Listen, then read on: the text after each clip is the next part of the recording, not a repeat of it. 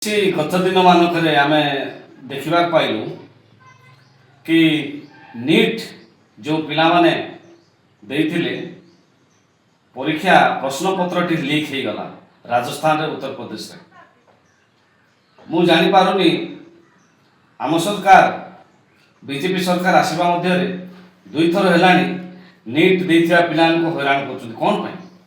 ନିରୀହ ପିଲାମାନଙ୍କୁ ଶିକ୍ଷା ନାଁରେ ଆପଣମାନେ କାହିଁକି ସେମାନଙ୍କୁ ମାନସିକତା ଚାପ ଦେଉଛନ୍ତି? ଆପଣମାନେ ଜାଣିବା ଦରକାର ନିଟ୍ ହେଉଛି ଗୋଟେ ନ୍ୟାସନାଲ୍ ଏଲିଜିବିଲିଟି ଟେଷ୍ଟ, ଯେଉଁଟାକି ମାନେ ପ୍ରତ୍ୟେକ ପିଲା ନିଜର ସ୍ୱପ୍ନ ଦେଖିଥାନ୍ତି। ସ୍ୱପ୍ନକୁ ସାକାର କରିବା ପାଇଁ ପିଲାମାନେ ରାତି ଦିନକୁ ଏକ କରିକି ପରିଶ୍ରମ କରିଥାନ୍ତି। ସେ ପରିଶ୍ରମକୁ ଭାଙ୍ଗି ଦେବା ପାଇଁ ଆପଣ କିଏ ଭାଇ? ଆପଣଙ୍କୁ କିଏ ଅଧିକାର ଦେଲା ସେମାନଙ୍କର ମାନସିକତା ସହିତ ଖେଳିବା ପାଇଁ? ଆପଣ ଜାଣିବା ଦରକାର ଅଛି ଜଣେ ପିଲା କେତେ ପରିଶ୍ରମ କରୁଛି ନିଟ୍ ଏକ୍ଜାମ୍ ପାଇଁ। ସେଇ ନିଟ୍ ଏକ୍ଜାମ୍ ଦେବା ପାଇଁ ଜଣେ ପିଲାର ବାପା ମା କେତେ ପରିଶ୍ରମ କରିଥିବେ ସେ ଛୁଆ ସହିତ ମିଶିକିରି। ଆପଣମାନେ କେବେ ଚିନ୍ତା କରିଛନ୍ତି? ଆପଣମାନେ ଚିନ୍ତା କରୁଛନ୍ତି କେବେ ଗୋଟେ ଗାଁର ଛୋଟ ଝିଅଟେ କିମ୍ବା ପୁଅଟେ ସେ ନିଟ୍ ପାଇଁ ଯେଉଁ ପରିଶ୍ରମ କରି ପ୍ରିପେୟାର ହେଇଥିବ, ତା ବାପା ମା କେତେ ଟଙ୍କା ଦେଇକରି ପିଲାକୁ ନିଟ୍ ଏକ୍ଜାମ୍ ଦେବା ପାଇଁ ପଠେଇଥିବେ, ସେ ଯେଉଁ ଦୁଃଖ, ସେ ଯେଉଁ କଷ୍ଟ ଆପଣମାନେ କେବେ ଚିନ୍ତା କରିଛନ୍ତି? ଯଦି ନିଟ୍ ଏକ୍ଜାମ୍ ଆପଣମାନେ ପରୀକ୍ଷା ସଫଳ ଭାବରେ କରାଇ ପାରୁନାହାନ୍ତି, ନିଟ୍ ଏକ୍ଜାମ୍ଟା ବନ୍ଦ କରିଦିଅନ୍ତୁ ନା କାହିଁକି? +2ର ଏକ୍ଜାମ୍କୁ ନେଇକରି ଆପଣମାନେ ସିଲେକ୍ଟ କରନ୍ତୁ ନିଟ୍କୁ ନେଇକରି।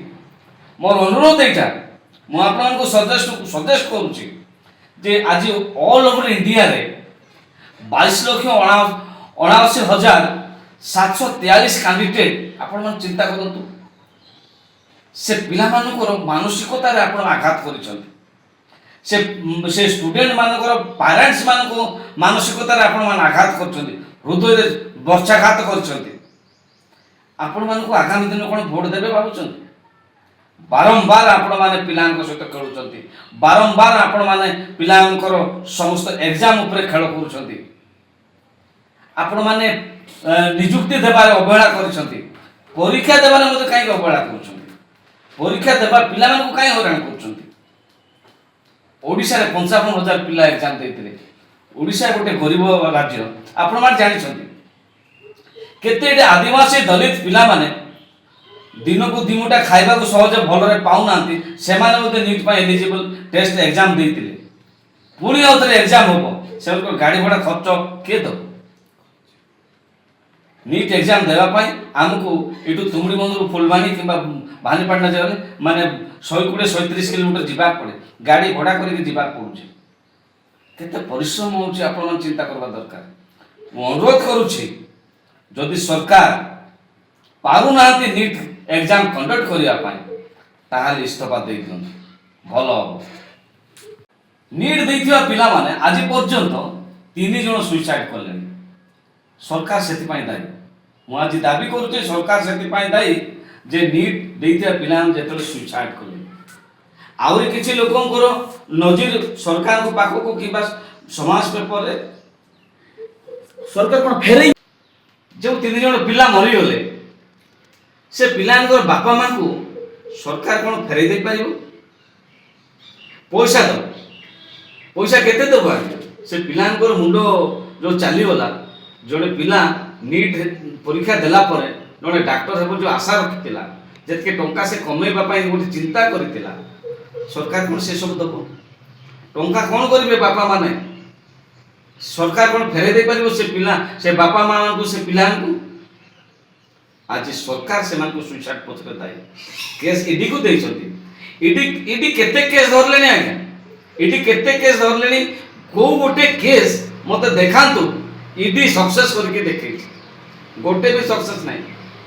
ସରକାର ଦଳରେ ଯେତେବେଳେ ଆମେ ବିଜେପି ଲୋକ ଅଛୁ, ଆମ ଦଳର ଲୋକମାନେ ଯେତେବେଳେ ନିଟ୍ ଏକ୍ଜାମ୍କୁ ଭଣ୍ଡୁର କରିବା ପାଇଁ ପଇସା ପତ୍ର ଲାଲସା ଦେଇକରି ଯେତେବେଳେ କୋଶ୍ଚିନ୍ ହେରଫେର କରୁଛନ୍ତି, ଆମ ଦଳର ଲୋକମାନେ ହିଁ, ଆମ ନେତାମାନେ ହିଁ ଇଡିକୁ ହସ୍ତାନ୍ତର କରିବେ, ତାହେଲେ ଇଡି ଧରିବ କାହାକୁ? ଇଡି ଧରିବ କାହାକୁ କହୁନାହାନ୍ତି? ସେଥିପାଇଁ ଇଡି ପିଡି ବେକାର ଆଜ୍ଞା। ଆପଣମାନେ ନୋକିଆ ମୋବାଇଲର ଏକ୍ଜାମ୍ ଦେବେ। ମୁଁ ଆପଣମାନଙ୍କୁ ନୋକିଆ ମୋବାଇଲ ସେବେ ବି ଥିଲା, ଏବେ ବି ଅଛି, ହେଲେ ନୋକିଆ ମୋବାଇଲର ଭ୍ୟାଲୁ ନାହିଁ।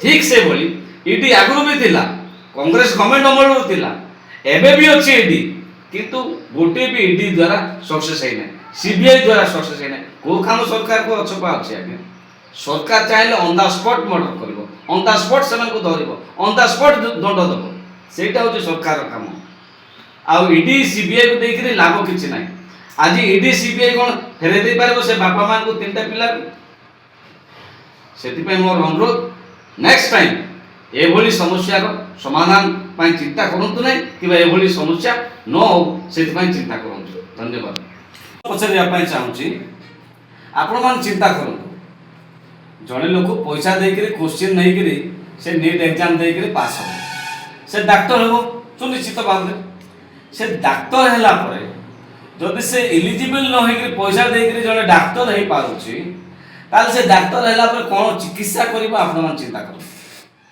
जदि किडनी रोग होछि ताल से कोन टेस्ट करबो लिवर चेक करबो जदि आखी माने माड़ होइछि ताल से कोन चेक करबो पार्टी चेक करबो सेति पई हम समाज को जागृत हेबाक पड़िबो हम लोग जनसाधारण जागृत हेबाक पड़िबो आउ या दृढ़ भाव विरोध करबाक पड़िबो दृढ़ निंदा करबाक पड़िबो हमको शिक्षा भाव जो माने एक्जेक्टली पाइबार आवश्यकता अछि जो माने नीट क्वालिफाई करूछंती से माननकु डॉक्टर हेबार एलिजिबल सुविधा रहिछि आ सरकार सेति पई कोटी कोटी टंका सहायता दउछंती कोटी कोटी टंका खर्च करिकरी जने डॉक्टर हेबुछि से डॉक्टर हैला पर जने जदि मूर्ख लोक डॉक्टर हो ताल से चिकित्सा करले से पेशेंट बंचिबो तो मते काई संदेह लागुछि सेति पई हमको शिक्षा को गुरुत्व देवा सहित जने शिक्षित लोकों को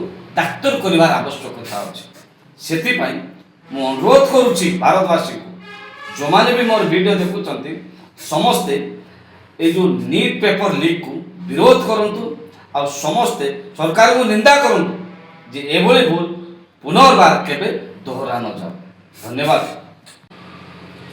मते लाज लागुछि आम मंत्री मानक नहीं समस्ते जहाँ कहते मुझे विश्वास कर नी किंतु एबे विश्वास करने बाध्य होची मझे गोटे ट्विटर देखुली आम ओडिशार मान इज्जत गर्व रक्षा करथिया धर्मेंद्र प्रधान जी को आम एत सम्मान करूँ किंतु से ट्विट रे मिस्टेक होचन से पुणी आम शिक्षा मंत्री आपण मान देखो तो ये सब जिनस देखला पर मत संदेह लगुच नीट एग्जाम जिते बड़े क्वेश्चन पेपर लीक है सांगे सांगे जिते जर्नालीस्ट माने ताको प्रश्न पचारुछंती से कौन से उत्तर रखु ना अति लज्जाजनक विषय एवं दुख एवं परिताप विषय ये सब जिनस को आदौ पसंद करूना आम आपाई अनुरोध करुँ आपण को आम भल पाऊँ से कहूँ आप तुरंत इस्तीफा देवा दरकार या अत्यंत आवश्यकता आउ मत सन्देह लगुच जिते प्रश्न पत्र लीक है जो मैंने लीक कले बोधे प्रधान बाबू से संश्लिष्ट थे से जर्नालीस्ट मान से बाइट देले ना प्रेस मीटे कर पारे ना जदि से किसी संश्लिष्ट न नहीं थाते मनी नहीं न थाते ताले से तो आराम से गोटे बाइट दे थाते सांगे सांगे गोटे एक्शन हो पाता किंतु से आखि दृश्य किसी आम देखा पाइलु ना अत्यंत दुखर विषय बहुत दुख कर धन्यवाद।